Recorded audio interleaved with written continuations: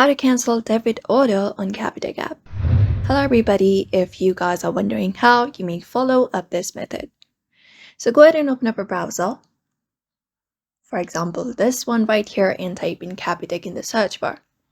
Once you do that, you may head over the official website of Capitec Bank, tap on it, and open up the Capitec Bank's official website. Once you are here, you will be finding a search bar in the screen.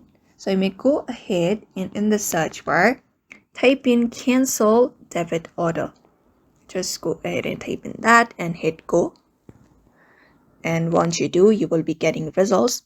One with the how to dispute a debit order. So you may tap on this read more option. And after tapping on it, here you will be getting a step-by-step tutorial. So the number one thing you need to do is choose transact. After that, you need to choose debit orders from your screen and enter up your secret remote PIN to sign in, and then choose a debit order from the history menu and choose a reason for the dispute and then accept the agreement. And then when you follow the steps, these written steps, you should be able to cancel your debit order in Capitec app. So therefore, I hope this video was helpful. Give it a thumbs up, subscribe for more tips and tutorials, and we will see you on the next one.